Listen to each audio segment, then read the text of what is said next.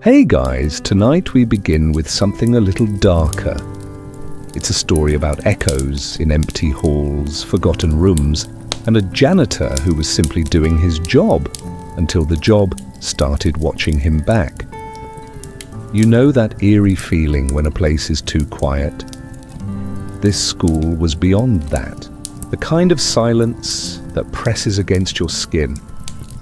And somewhere inside it, children who shouldn't be laughing anymore. So, before you get comfortable, take a moment to like the video and subscribe, but only if you genuinely enjoy what I do here. And let me know in the comments where you're tuning in from, and what time it is for you. It's always fascinating to see who's joining us from around the world. Now, dim the lights, maybe turn on a fan for that soft background hum, and let's ease into tonight's journey together. Congratulations, you've just been hired as the night janitor at a public elementary school that hasn't had students in 3 years. The good news? It pays well, and the hours are quiet. The bad news? Something is still roaming the halls. You first hear it in the West Wing, bare feet, running. Then laughter. Faint, like it's remembering how to be loud. You're alone. Or you were. In 2011, a security camera caught a janitor mopping a hallway alone, yet the sound of children laughing echoed behind him. No one else was there. Today, we dive into a tale that seems fictional until you hear the evidence. A story of an aging janitor, an abandoned school, and the unsettling sounds that refuse to be silenced. The final twist? It's not what you think. What would you do if you heard a child laughing in an empty building? Drop your answer in the comments, but wait till you hear what he did. What happens to memories trapped in a place that no longer breathes? In a quiet part of upstate New York, Pinecrest Elementary had sat untouched since 1999. Budget cuts had sealed its fate, and the last group of second graders never got a goodbye assembly. But something strange happened after its closure.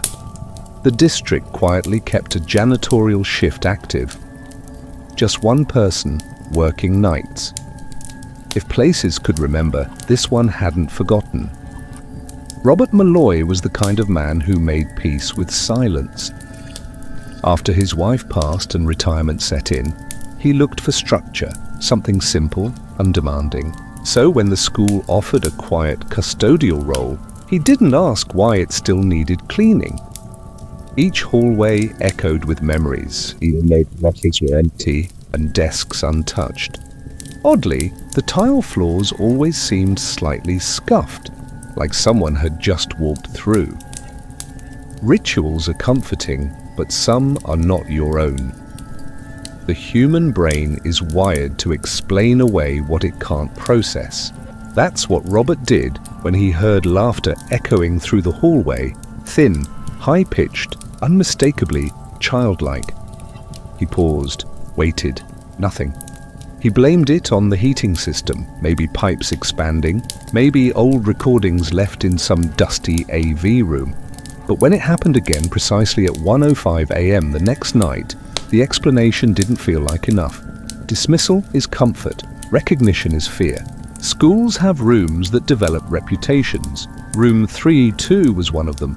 Sealed since the late 80s, it hadn't been touched in decades. But one night, Robert heard a door slam. When he checked, the doorknob jiggled, but wouldn't budge. Building maintenance arrived. They had to pry it open with a crowbar.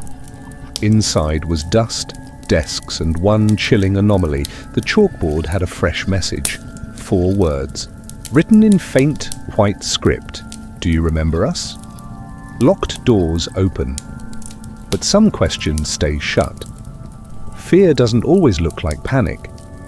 It can look like paperwork. After the incident in room 302, Robert began keeping a journal. Each night, he logged every creak, every voice, every shadow. His entries became a map of something unseen.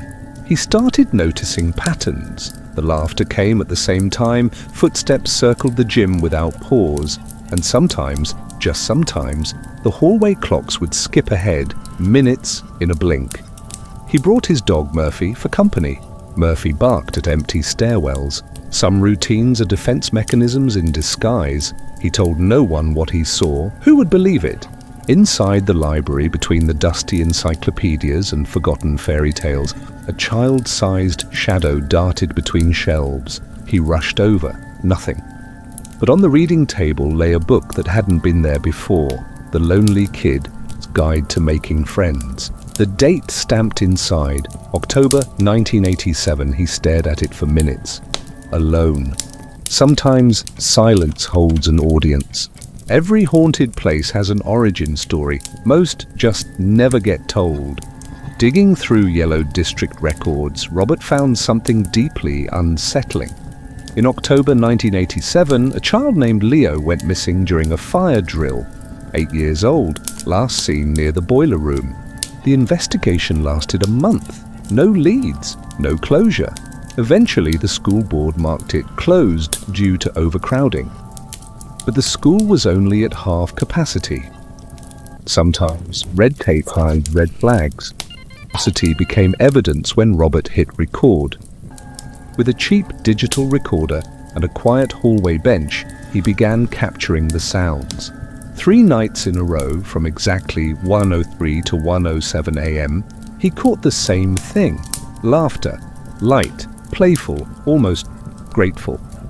Audio experts from the local college examined the clips. No edits. No source. The sound filled the space but didn't come from it.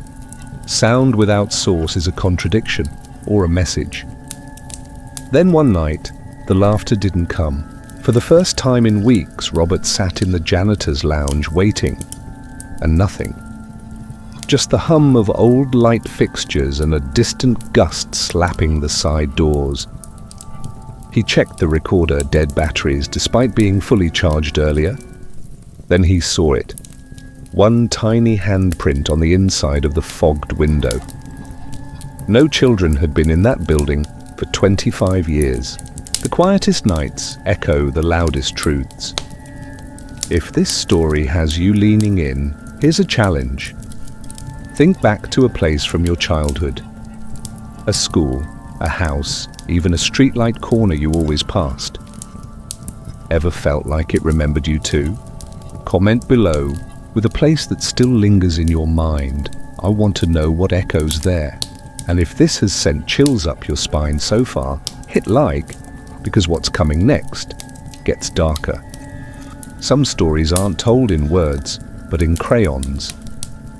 While cleaning the old boiler room stairwell, Robert found a torn piece of paper stuck behind a fuse box. It was a child's drawing. Stick figures holding hands beneath a grey scribbled sky. 5 figures stood smiling. One stood alone in the corner, coloured all in black. On the back, October 12th, Leo. There were no children's drawings in that part of the school. Ever. Some messages are drawn for the future to find. Security cameras weren't required, but Robert set one up anyway. He placed a motion-triggered camera in the east hallway. The footage from 1:06 a.m. showed something bone-deep, unsettling, a blur of movement, followed by a figure pausing under a ceiling light. Short, still. Looking at the camera, the face was wrong. Not monstrous, but misaligned, like it hadn't been built to be seen. When he looked again, the file was gone. Some things let you look, once. There was one person no one ever talked about. Mrs. Elsner taught 2nd grade in 1987, the year Leo vanished. She resigned the week after, citing mental strain, but left no forwarding address, no final statement, not even a goodbye letter to faculty. In a staff drawer, Robert found her gradebook. The last entry? Leo present, dated October 13th. The attendance records say he disappeared on the 12th. Not every signature means someone left. Music holds memory better than any diary. Every Friday night, the closed-off choir room played a broken tune, 3 piano keys, struck softly, precisely at 1:10 a.m. No power ran to that wing. When Robert brought an EMF reader, the device lit up red only during the notes, not before, not after. He placed a music book on the piano. Next morning, a line was circled in red. Sing with us. Repetition isn't random, it's rehearsal. Fire drills are meant to protect, but what if one caused the loss? While clearing an old utility closet behind the cafeteria, Robert found a metal tin charred around the edges. Inside, folded paper, smoke damaged but legible. It was a note from Leo, never delivered. Don't go downstairs during the bell, it's not a drill. Mrs. E told me to hide. It was dated the morning of his disappearance. Warnings don't always sound like alarms. Robert considered quitting, but he needed closure or confirmation he'd lost his mind. He played all his recordings one final time. As they looped, he noticed something strange. Layered under the laughter were faint whispers. A voice saying, "We're still here. And so are you." Each time, the voice grew louder. It wasn't a threat. It was an invitation. He stopped recording after that night. Sometimes endings come disguised as acknowledgements. Closure isn't found. It's delivered. Robert wrote one final letter to the school board, half report, half confession. He detailed the recordings, the drawings, the handprint, even Leo's note. No one replied, but 2 weeks later, construction began. Not renovations, demolition. Room 302 and the East Wing were gone within days. The past was being buried under concrete and clean records. Officially, hazardous mold was the reason. When silence answers truth, it's called denial. It came once more, faint, distant, almost peaceful. Robert was packing up his things, ready to walk away. That night, the halls were still, and yet at 1:05 a.m., the laughter returned, no longer eerie. It echoed gently as if saying goodbye. As he locked the front gate for the last time, he turned back. Room 302's window glowed dimly.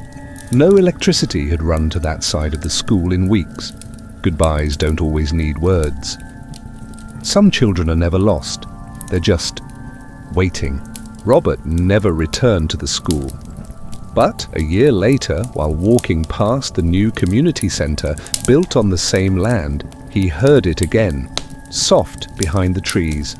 That same playful laughter. There were no children outside, no windows open. He smiled. Not everything haunted needs to be feared. Some echoes don't want revenge, they just want to be remembered. Some stories fade because no one listens.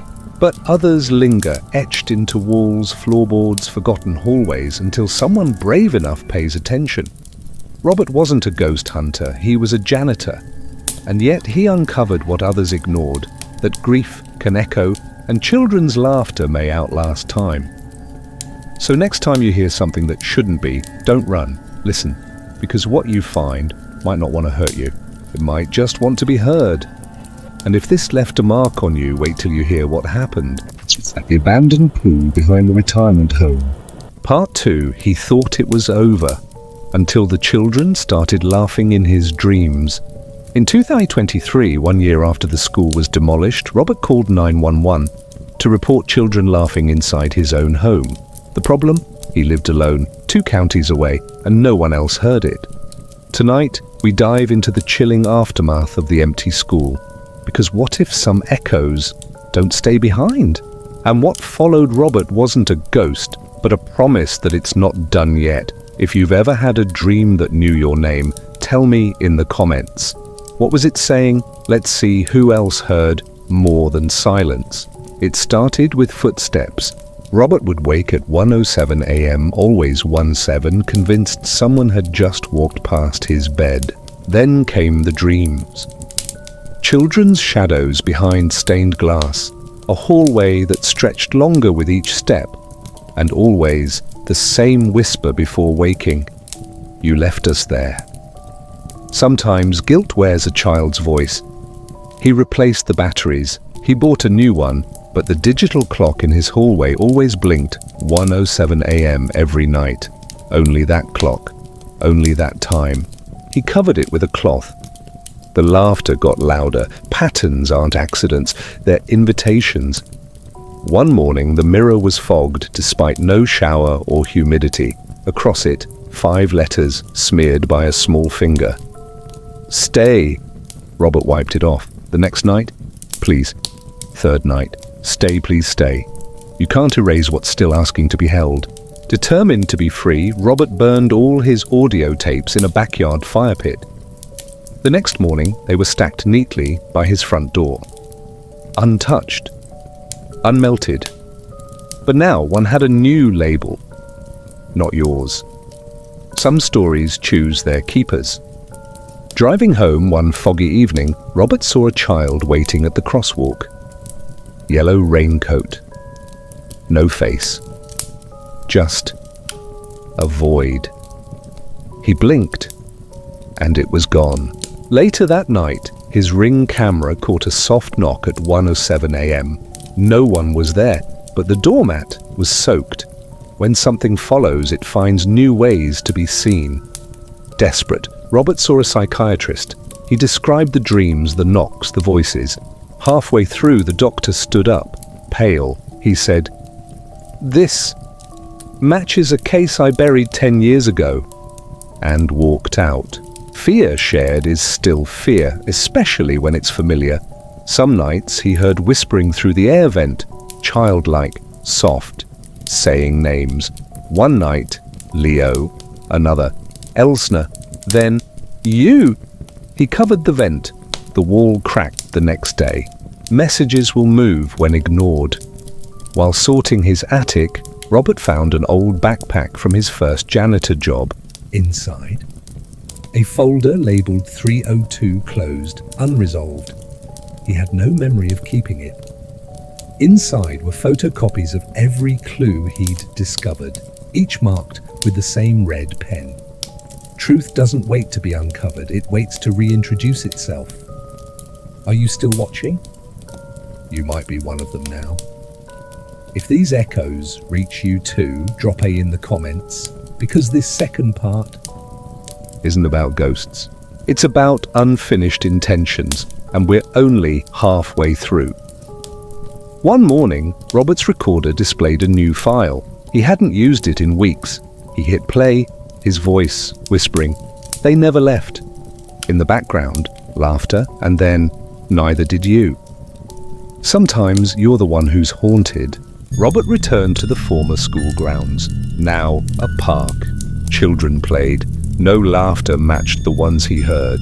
As he passed an old oak tree, a boy looked up and said, "It's quieter since you left." He'd never seen that child before. Sometimes silence is just waiting to be rebroken. He received a plain envelope in the mail. No stamp, no return address. Inside, one sheet of paper. "Room 302, come back. You forgot us." He burned it. The next morning, his address label on the mailbox read, "Caretaker." You don't escape roles, they evolve. He stood in the school hallway again, only now he was the child. Looking into a mirror, he saw himself. Janitor's uniform, adult face, but eyes missing. Behind him, Leo whispered, "Now you know." Robert awoke crying. Understanding isn't always comforting. Robert's new home didn't have a basement, but one night a door appeared behind the pantry shelves. Wooden, old, locked. From the other side, a knock, then laughter. He moved out 2 weeks later. Some architecture follows the mind, not the land. Robert adjusted his entire schedule to avoid the hour. He'd stay awake till 1:10 every night. Until one night, he slipped into sleep early and woke to a child's face hovering above his pillow, smiling. The hour doesn't care who avoids it. Faint piano notes returned from no source. One note repeated E-flat. Over and over. He researched the key. In music theory, E-flat is known as the key of sorrow.